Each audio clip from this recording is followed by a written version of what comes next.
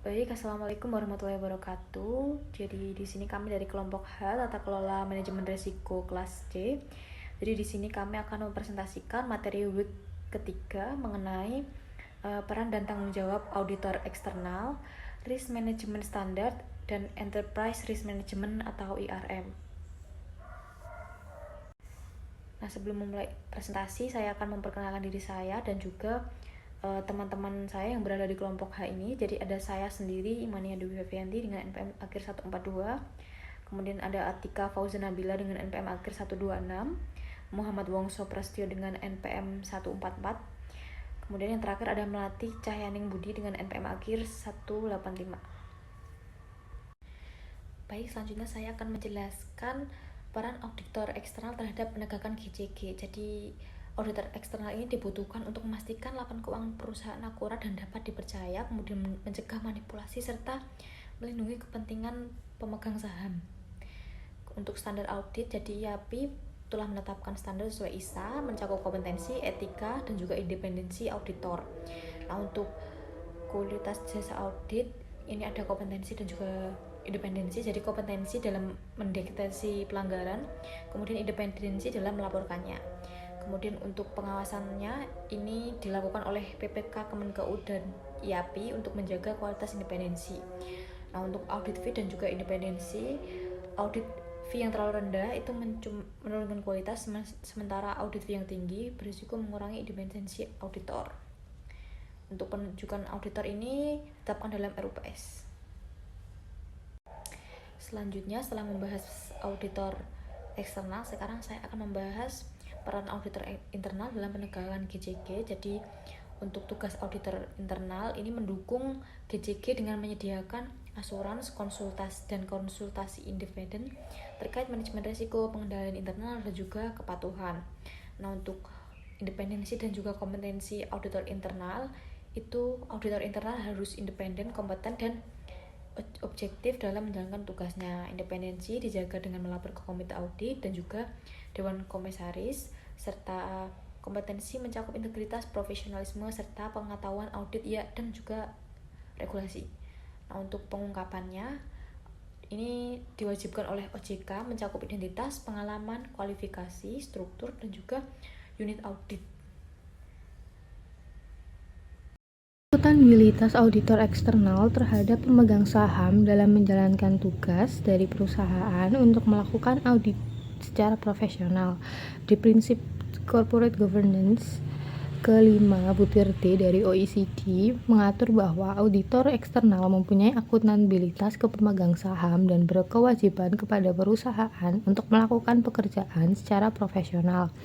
Selain itu terdapat juga peraturan OJK nomor 55/POJK titik 4 /2015 dan peraturan BI nomor 8 4 PPI 2006 mengharuskan komite audit memberikan rekomendasi kepada dewan komisaris mengenai penunjuk akuntan publik.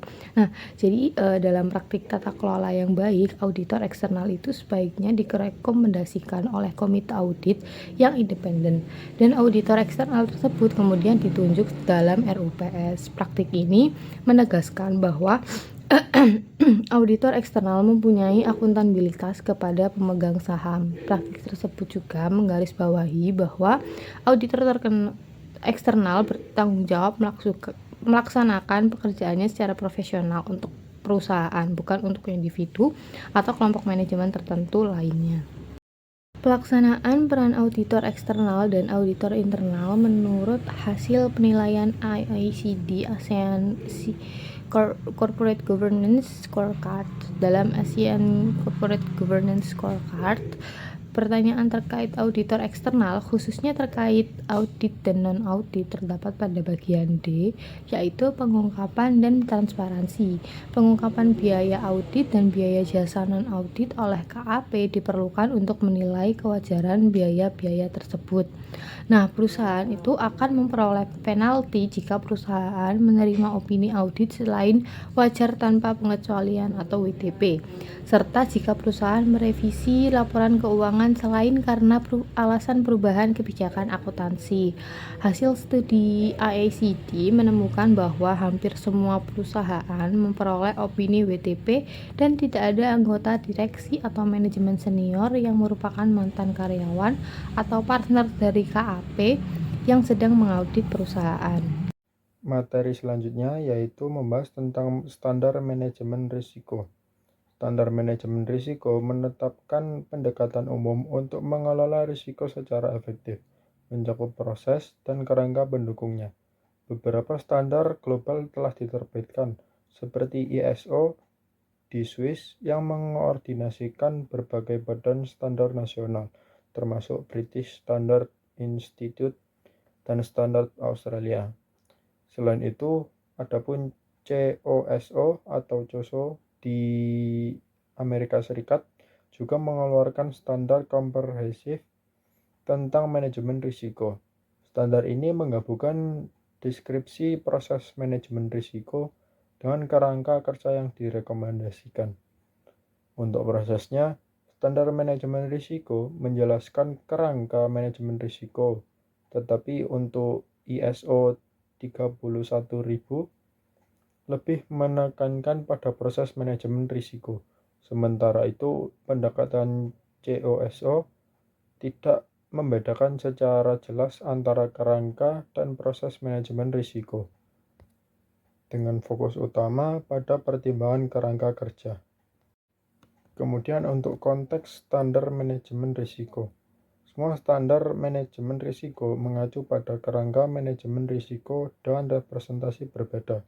Untuk menjelaskan cakupannya secara sederhana, digunakan akronim RASP, yaitu Risk, Arsitektur, Strategi, dan Protokol. Pendekatan RASP ini sepenuhnya selaras dengan konsep konteks atau kerangka manajemen risiko yang dijelaskan dalam ISO 31000. Yang pertama, Risk Arsitektur, yaitu mendefinisikan peran, tanggung jawab, komunikasi, dan struktur penilaian risiko.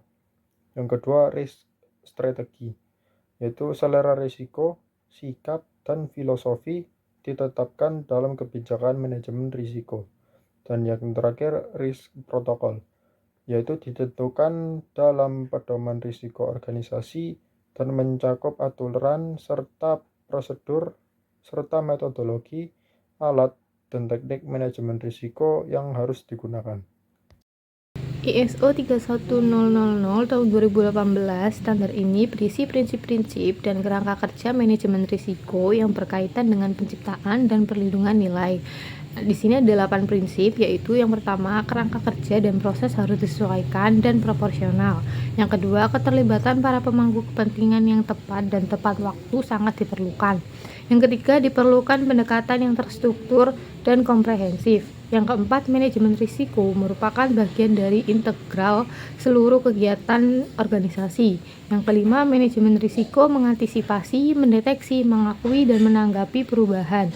Yang keenam, manajemen risiko secara eksplisit mempertimbangkan keterbatasan informasi yang tersedia.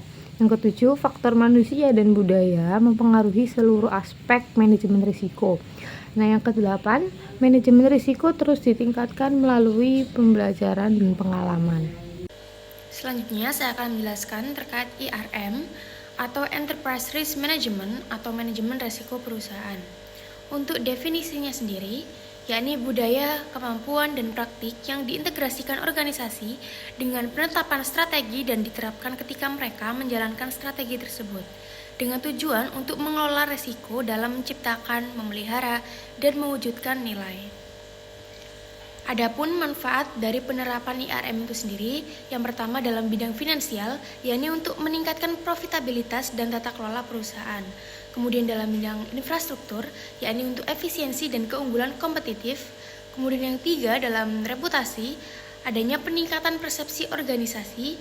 Dan yang terakhir pada pasar, yakni untuk meningkatkan pengeluaran pelanggan dan juga kepuasan pelanggan. Selanjutnya, yakni mengintegrasikan strategi dan kinerja. Yang pertama, tata kelola dan budaya, yakni dengan menentukan corak organisasi dan menetapkan tanggung jawab pengawasan untuk IRM. Kemudian yang kedua, penetapan strategi dan juga tujuan. Jadi selera resiko itu harus selaras dengan strategi dan tujuan bisnis agar strategi itu dapat berhasil diterapkan. Kemudian yang ketiga ada kinerja, perlu diidentifikasi, dinilai, dan juga diprioritaskan berdasarkan tingkat keparahan dalam konteks selera resiko, sehingga respon resiko itu dapat dipilih. Kemudian yang keempat, tinjauan dan revisi. Dengan mempertimbangkan seberapa baik komponen IRM berfungsi dari waktu ke waktu dan setelah perubahan substansial, serta revisi apa yang perlu dilakukan. Kemudian yang kelima ada informasi, komunikasi, dan pelaporan. Memerlukan proses berkelanjutan untuk memperoleh dan berbagi informasi yang diperlukan. Demikianlah pemaparan materi dari kami selaku kelompok H terkait materi peran dan tanggung jawab auditor eksternal dan internal serta Enterprise Risk Management atau IRM. Terima kasih atas perhatian dan waktu yang telah diberikan. Semoga apa yang kami sampaikan dapat bermanfaat. Wassalamualaikum warahmatullahi wabarakatuh.